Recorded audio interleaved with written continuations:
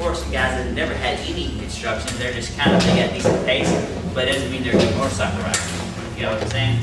Underskilled and oversped.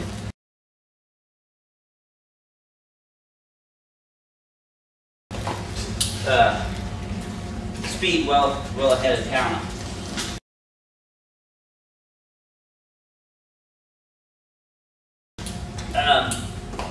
This exiting out of here, right, is a good spot to make a pass with somebody.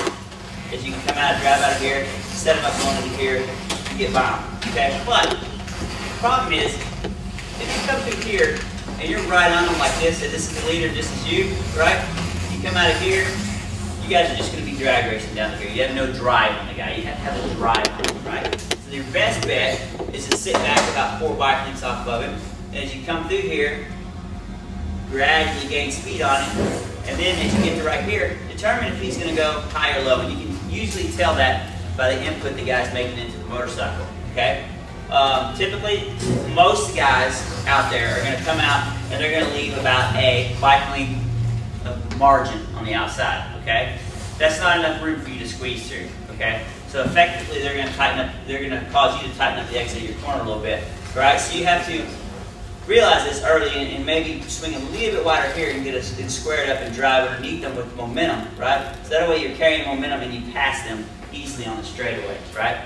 And also, you don't have to blow by the person, okay? You basically, once you get up next to them and you've got a wheel on them and you're on the inside, you've got the lane, okay? But if you never get a wheel on them, you don't have the lane. They can't see you, so then they're gonna cut you off, right? So it's your job to say, okay, I didn't get the pass attempted or finished, back off, get back behind the line, okay? All right. So that's a good, that's a decent spot, not bad. The best spot is into here. Why? Because it's the biggest brake zone, okay? The spot that you're on the brakes the longest is always the best spot to pass people, okay? So anyways, but you've got to set it up back here. You can't, another one of those things where you can't just kind of stay behind the guy and drag race him down to here and then at the last second try to swing out around him, right? Because he's already got a 5 bike length lead on you or whatever. It's going to be tough to make it happen. What you need to do is figure that out and drive on him out of here, right? And then the best line out of here is to let the thing swing out to the edge here because you can pick up throttle a lot sooner because you effectively increase the radius of the exit, making it bigger, making you have it straightaway much sooner, right? Rather than the guy that hook it tight here, he's not going to be on the gas so he gets here. Where if you know you're going to go out from here, which also, by the way, you can see the tower right here, and if you kind of aim to look, pick your eyes up and look for the tower as you come through, it kind of pulls you back to the edge of the track. It's pretty nice. You can see the tower right there that we're talking about. So anyways, working on drive out of here, getting next to the guy, making the easy pass into here. Right? All through here, let's not worry about passing through here. This is all really tight, pretty much one line, okay? It's really going to be risky to make any kind of pass through here. So, you know, like I said, this is a school, no trophies, nothing to win. If you can't make the pass by here, and if the guy isn't basically just really super slow, right? Don't even attempt to pass it, right? Wait till you exit out of here, and then you can drive to the inside. But again, if you can't get a wheel on him, it's your job to slow down and let him take the line coming in. Because if he doesn't ever see you, he's never going to know if you let off that you have the line. Okay? Now, any of these situations right through here, it's going to be a really poor idea to try to pass around the outside. Okay? Because most of the time, you're not knowing the rider's ability. You're not really knowing how well he's going to hold his line, right?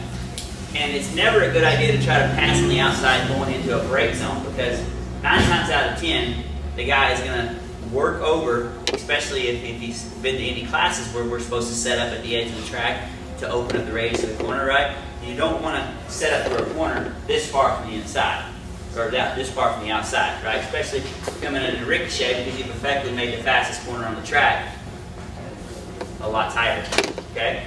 So you're going to be out here to the edge. So by getting a drive on a guy that took a low line out of here and coming around this outside, it isn't the best idea if you can't get by him real quick, right? Because he is going to start swinging back this way.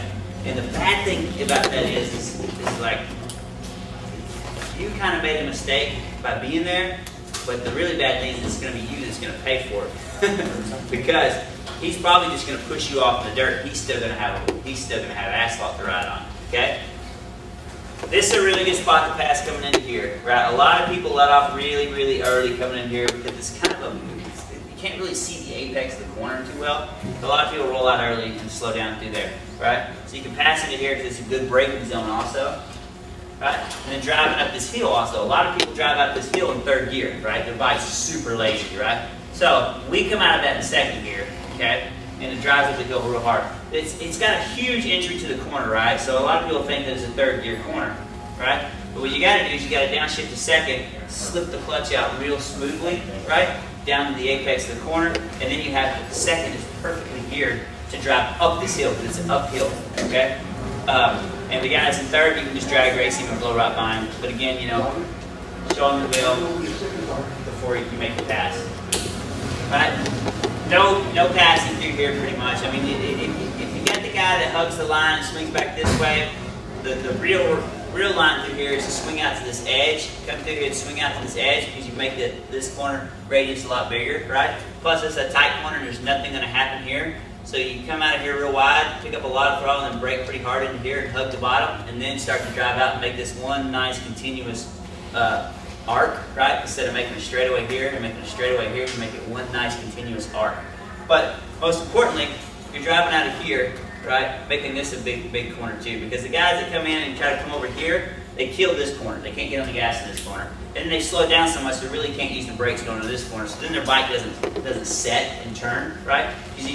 The biggest thing is like having the brake on as you turn in has a geometry like this, and the bike turns really well, right? If you're off the brakes, the front end's up, it doesn't really want to turn that well. You have to add a lot more counter steering into it, right? So then, this guy here, if you know for sure you can make the pass into here, good, go ahead, because that's a pretty good place to pass, especially in the race situations. But have a mind about it, okay? Read what the guy's doing. Reading before you go in and make that pass, okay?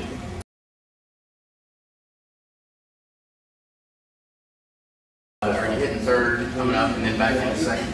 Some bikes, yes. Some gearings, yes. My 600, when I got it geared to this track perfect, I shift back to third right here, right? I go, and then back to second, okay? And then second, and then third right here, okay? You drive out of here, shift to third, and then third pulls perfect.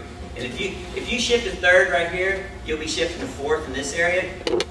If you leave it in second, you'll be hitting third right here, and you won't use fourth, okay? That just shows how much slower you'll be going, okay? Because the bike will be redlined in here in second gear, and then you're kind of sitting duck. You can't really do much, right? You can't go any faster.